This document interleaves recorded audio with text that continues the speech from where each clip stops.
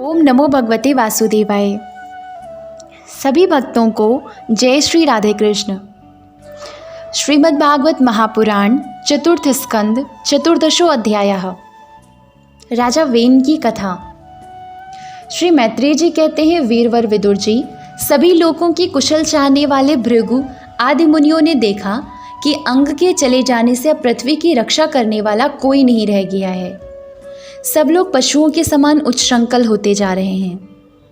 तब उन्होंने माता सुनीता की सम्मति से मंत्रियों के सहमत न होने पर भी वेन को भूमंडल के राजपद पर अभिषिक्त कर दिया।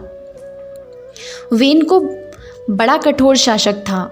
जब चोर डाकुओं ने सुना कि वही राज सिंहासन पर बैठा है, तब सर्प से डरे हुए चूहों के समान वे सब तुरंत ही जहां तहां छिप गए। राज्यासन पाने पर वेन आठों लोकपालों की ऐश्वर्य कला के कारण उन्मत्त हो गया और अभिमानवश अपने को ही सबसे बड़ा मानकर महापुरुषों का अपमान करने लगा। वह ऐश्वर्य मद से अंधा हो रथ पर चढ़कर निरंकुश गजराज के समान पृथ्वी और आकाश को कपाता हुआ सर्वत्र विचरने लगा। कोई भी द्विजातीय वर्ण का पुरुष कभी किसी प्रकार का यज्ञ, दान और हवन ना करे। अपने राज्य में यह ढिंडोरा पिटवाकर उसने सारे धर्म कर्म बंद करवा दिए। दुष्ट वेन का ऐसा अत्याचार देख सारे ऋषि मुनि एकत्र हुए और संसार पर संकट आया समझ करुणावश आपस में कहने लगे, अहो, जैसे दोनों ओर जलती हुई लकड़ी के बीच में रहने वाली चींटी आदि जीव महान संकट में पड़ जाते हैं, वैसे इस समय सारी प्रजा एक ओर राजा के और दूसरी ओर चोर डाकुओं के अत्याचार से महान संकट में पड़ रही है। हमने अराजकता के भय से अयोग्य होने पर भी वेन को राजा बनाया था, किंतु अब उससे भी प्रजा को भय हो गया।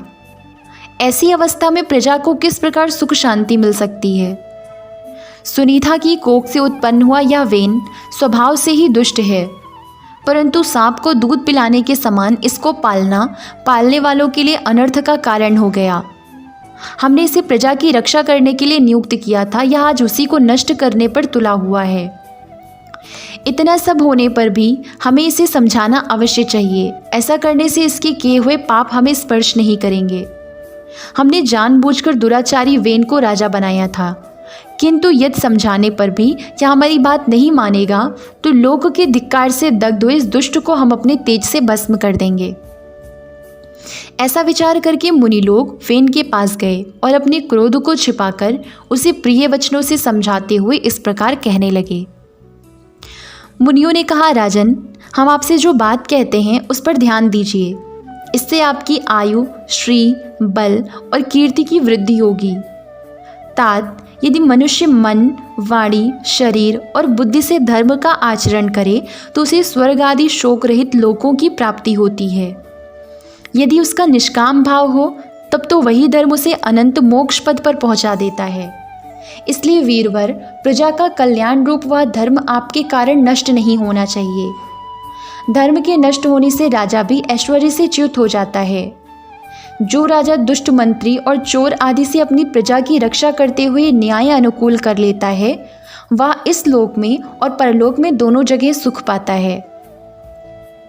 जिसके राज्य अथवा नगर में वर्णाश्रम धर्मों का पालन करने वाले पुरुष स्वधर्म पालन के द्वारा भगवान यज्ञ पुरुष की आराधना करते हैं, महाभाग, अपनी आज्ञा का पालन करने वाले उस राजा से भगवान प्रसन्न रहते हैं, क्योंकि वे ही सारे विश्व की आत्मा तथा संपूर्ण भूतों के रक्षक हैं। भगवान ब्रह्मा आदि जगदीश्वरों के भी ईश्वर हैं। उनके प्रसन्न होने पर कोई भी वस्तु दुर्लभ नहीं रह जाती। तभी तो इंद्र आदि लोकपालों के सहित समस्त लोग उन्हें बड़े आदर से पूजा उपहार समर्पण करते हैं। राजन, भगवान श्री हरि समस्त लोकपाल और यज्ञों के नियंता हैं। वे वेदत्रीय रूप, द्रव्य रूप और तपः स्वरूप हैं। इसलिए आपके जो देशवासी आपकी उन्नति के लिए अनेक प्रकार के यज्ञों से भगवान का यजन करते हैं, आपको उनके अनुकूल ही रहना चाहिए। जब आपके राज्य में ब्राह्मण लोग यज्ञों का अनुष्ठान करेंगे, तब उनकी पूजा से प्रसन्न होकर भगवान के अंश स्वरूप देवता आपको मनचाहा फल देंगे। अतः वीरवर, आपको यज्ञ आदि धर्म अनुष्ठान बंद करके देवताओं का तिरस्कार नहीं करना चाहिए। वेन ने कहा, तुम लोग बड़े मूर्ख हो।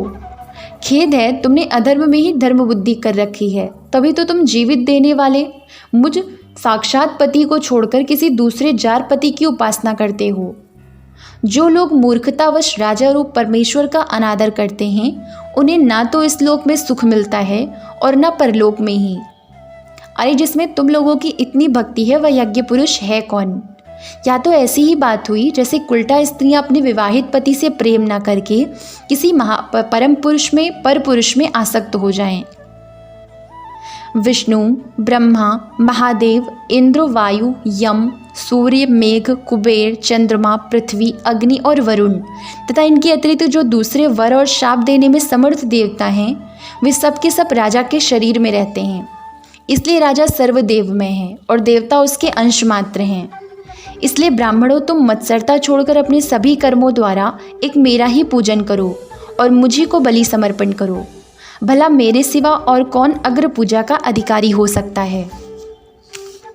श्री मैत्रेय जी कहते हैं, इस प्रकार विपरीत बुद्धि होने के कारण वह अत्यंत पापी और कुमार्गगामी हो गया था। उसका पुण्य क्षीण हो चुका था। इसलिए मुनियों की बहुत विनयपूर्वक प्रार्थना करने पर भी उसने उनकी बात पर ध्यान नहीं दिया। कल्याण रूप विदुर जी, अपने को बड़ा बुद्धिमान समझने वाले वेद ने जब उन मुनियों का इस प्रकार अपमान किया, तब अपनी मांग को व्यर्थ हुई देख वे उस पर अत्यंत कुपित हो गए। मार डालो, इस स्वभाव से ही दुष्ट पापी को मार डालो। यह यदि जीता रह गया तो कुछ ही दिनों में संसार को अवश्य भस्म कर डालेगा। यह दुराचारी किसी प्रकार राज सिंहासन के योग्य नहीं है, क्योंकि यह निर्लज्ज साक्षात यज्ञपति श्री विष्णु भगवान की निंदा करता है। अहो, जिनकी कृपा से इसे ऐसा ऐश्वर्य मिला, उन श्री हरि की निंदा अभागे वेन को छोड़कर और कौन कर सकता है? इस प्रकार अपने छिपे हुए क्रोध को प्रकट कर उन्होंने उसे मारने का निश्चय कर लिया। वह तो भगवान की निंदा करने के कारण पहले ही मर चुका था, इसलिए केवल हुंकारों से ही उन्होंने उसका काम तमाम कर दिया। जब मुनिगण अपने अपने आश्रमों को चले गए, तब इधर वेन की शोकाकुला माता सुनीता मंत्र आदि के बल से तथा अन्य युक्तियों से अपने पुत्र के शव की रक्षा करने लगी। एक दिन वे मुनिगण सरस्वती के पवित्र जल में स्नान कर अग्निहोत्र से निवृत्त हो नदी के तीर पर बैठे हुए हरि चर्चा कर रहे थे।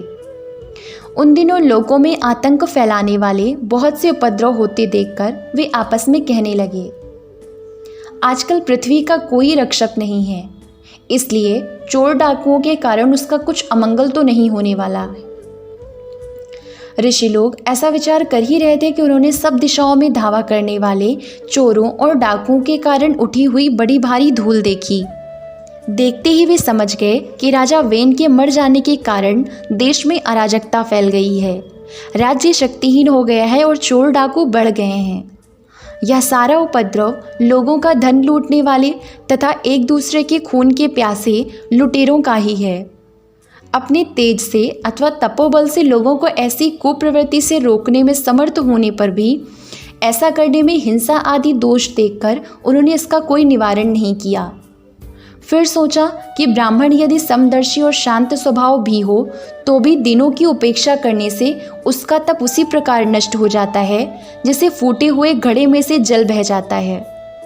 फिर राजर्षि अंग का वंश भी नष्ट नहीं होना चाहिए, क्योंकि इसमें अनेक अमोघ शक्ति और भगवत परायण राजा हो चुके हैं। ऐसा निश्चय कर उन्होंने मृत राजा की जांघ को बड़े जोर से मथा तो उसमें से एक बौना पुरुष उत्पन्न हुआ। वह कौवे के समान काला था। उसके सभी अंग और खासकर भुजाएं बहुत छोटी थी, जबड़े बहुत बड़े, टांगे छोटी, नाक चपटी, नेत्र लाल और केश तांबे के से रंग के थे।